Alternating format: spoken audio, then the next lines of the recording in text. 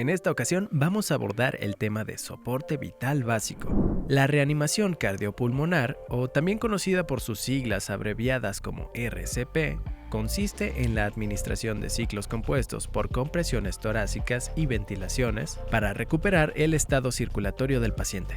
Este se divide como en básico y avanzado. Con respecto al básico, es aquel que se administra con el material básico existente y se puede administrar tanto por personal de salud como personas con adiestramiento básico.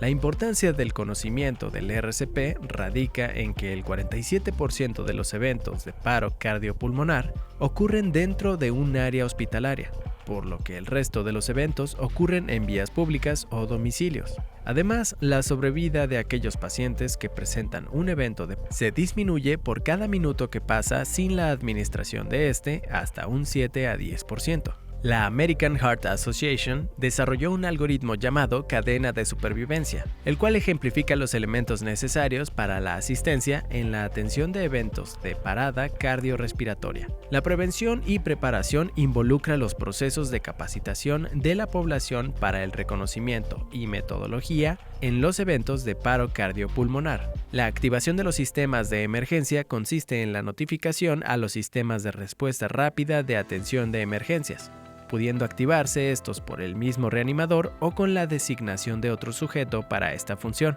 Inmediatamente después se debe iniciar la reanimación cardiopulmonar, con las medidas para su alta calidad, verificando la calidad de las compresiones y ventilaciones. Además, en caso de contar con un desfibrilador, la administración de una descarga de forma temprana.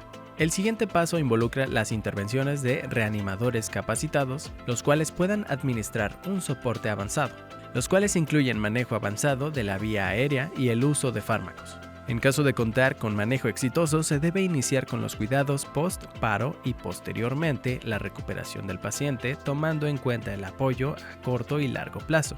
Al momento de iniciar el RCP, se debe de tener en cuenta que la secuencia que se debe de seguir en orden de prioridad CAB, refiriéndose a la circulación, vía aérea y ventilación, dando así prioridad a las compresiones torácicas para disminuir su tiempo de aplicación.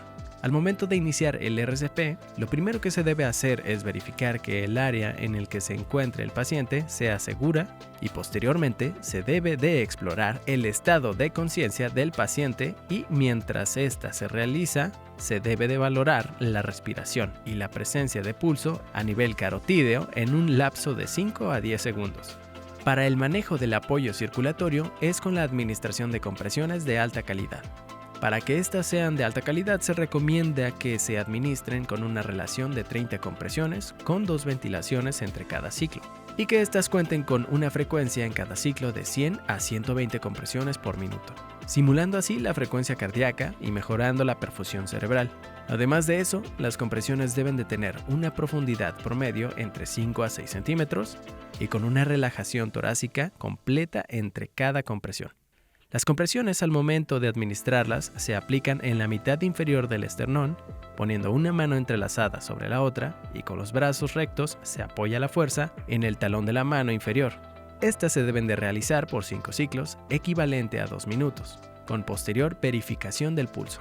Para asegurar la adecuada entrada de aire se debe de mantener abierta la vía aérea, pudiendo realizarse esto con 2 técnicas.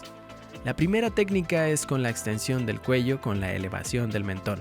Esto se realiza con la colocación de los dedos del reanimador en la parte ósea de la mandíbula, logrando así la extensión. La siguiente técnica es la que se recomienda aplicar en caso de lesiones craneales o cervicales. Esta se realiza con la colocación de las manos a cada lado de la cabeza del paciente y los dedos del reanimador se colocan en los ángulos mandibulares con posterior levantamiento de la mandíbula con los dedos de este, logrando así la tracción de la mandíbula. Tras la apertura de la vía aérea se deben de administrar ventilaciones adecuadas, las cuales se deben de administrar con dispositivos de oxígeno, ya sea dispositivos de barrera como las mascarillas de bolsillo o bolsas mascarilla. Estas se deben de colocar abarcando desde el puente de la nariz y hasta el borde inferior del mentón. Las mascarillas no deben sobrepasar estos límites, ya que presentan fugas, disminuyendo así el aporte de oxígeno. Cada vez que se administre una ventilación, se debe buscar que presente la expansión completa del tórax y este debe de tener una duración de 1 segundo, administrando 2 ventilaciones entre cada ciclo de compresiones. Cada vez que se administre una ventilación, se debe de buscar que presente la expansión completa del tórax y esta debe de tener una duración de 1 segundo, administrando 2 ventilaciones entre cada ciclo de compresiones. La desfibrilación es la administración de una corriente eléctrica controlada que se administra para fomentar la despolarización del miocardio y este así puede retornar al ritmo sinusal de base. Se recomienda iniciar con una descarga de 200 joules, recordando que durante la administración de esta se debe de evitar el contacto con el paciente y la superficie en la que se encuentra el paciente. Inmediatamente después de la administración de la descarga, se debe de verificar la presencia de datos de retorno a la circulación espontánea. Estos son la presencia de pulso, respiraciones espontáneas o tos, entre otros. En caso de no encontrarlo, se reinicia la reanimación lo más pronto posible. De forma resumida, la American Heart Association creó un algoritmo para una actuación correcta en estos casos. Este algoritmo inicia con la confirmación de que el área sea segura. Después, se debe de comprobar si el paciente responde y se debe de activar el sistema de emergencia. Después de eso, se debe de comprobar si hay respiraciones o respiraciones anormales y si hay presencia de pulso.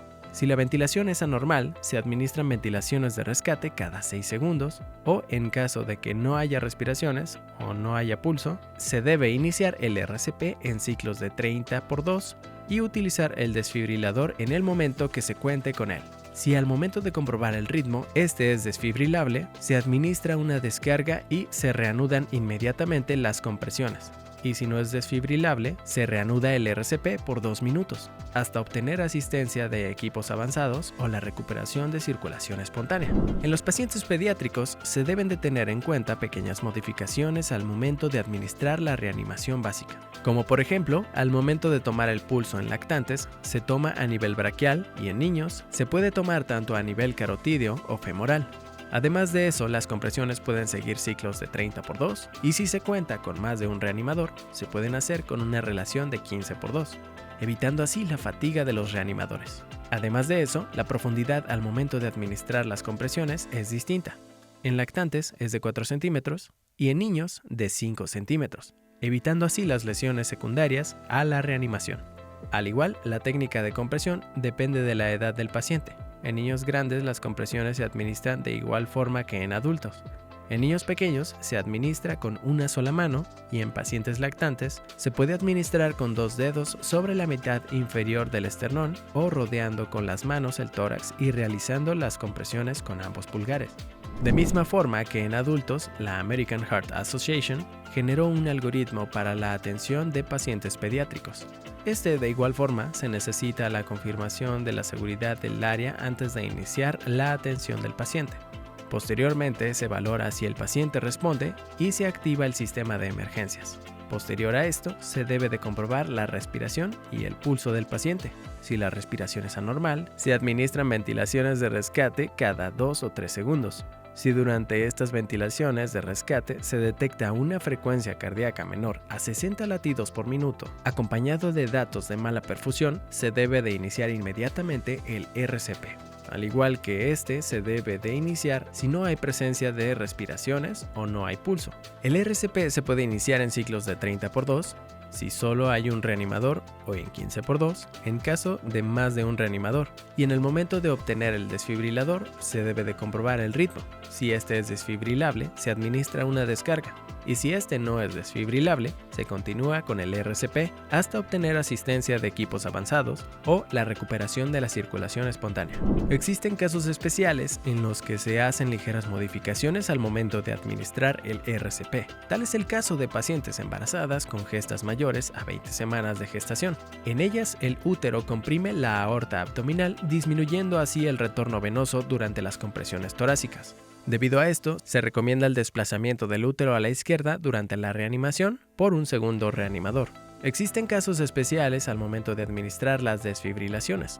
Uno de ellos es en pacientes con abundante vello torácico, en los que de forma inicial se coloca un primer par de parches en las zonas deseadas, y con ellos se depila esa área y posteriormente se colocan otro par de parches con los cuales se administran las descargas. En aquellos que presenten humedad torácica, se procede a secar rápidamente y posteriormente se colocan los parches, y en aquellos en los que se identifiquen o se tenga el conocimiento de contar con dispositivos implantados, se debe de colocar los parches en otra localización a la de este dispositivo. Otro tema el cual abarca la reanimación básica es en el caso de obstrucción por un cuerpo extraño en la vía aérea. Esta se puede clasificar en leve y se presenta con presencia de accesos de tos forzada y puede cursar con sibilancias entre los accesos, o se puede presentar como una obstrucción grave, la cual puede cursar con la sujeción del cuello, el cual es considerado como un signo universal de ahogamiento. Además puede cursar con incapacidad para hablar o llorar, tos débil, ausencia de ruidos ventilatorios o presencia de cianosis. En el manejo de la obstrucción de la vía aérea, se tiene que determinar el estado de conciencia del paciente. En aquellos pacientes adultos, los cuales se encuentren conscientes con signos de ahogamiento, se procede a realizar compresiones abdominales, o también conocidas como la maniobra de Heimlich, y se realiza rodeando por la espalda al paciente a nivel de la cintura, colocando las manos encima del ombligo. Una de las manos se coloca en puño y con el dedo pulgar de esta se presiona el abdomen, y con la otra se sostiene el puño y se realiza una compresión rápida en dirección ascendente, repitiendo esta hasta el retiro del objeto o hasta que el paciente entre en estado de inconsciencia. En aquellos pacientes inconscientes se procede a iniciar las maniobras de RCP, y entre cada ciclo de compresiones se debe de valorar la cavidad oral en busca del objeto y, de ser posible, su extracción manual. En el caso del manejo de la obstrucción de la vía aérea en pacientes pediátricos, de igual manera depende de la edad del paciente. Las maniobras de compresión abdominal se pueden hacer por igual en niños, sin embargo, en lactantes se modifica. En los lactantes se procede a colocar en el regazo del reanimador boca abajo, inclinado con la cabeza por debajo del nivel del tórax, encontrándose apoyado en uno de los antebrazos del reanimador, y con esa misma mano se sujeta la cabeza y la mandíbula del paciente. En esa posición se administran 5 palmadas en dirección a la cabeza a nivel de los omóplatos. Tras esto, se voltea al paciente y se administran 5 compresiones torácicas hasta lograr la eliminación del objeto o la pérdida del estado de conciencia. Se deben de iniciar las compresiones torácicas de la forma ya previamente descrita, y entre ciclos de compresiones se debe de buscar en cavidad oral la presencia del objeto y, de ser posible, se debe de retirar. Muchas gracias por ver el video hasta aquí. Ya estás más preparado para tu próximo examen. Regresa a este video si te quedó alguna duda y nos vemos en el próximo esencial.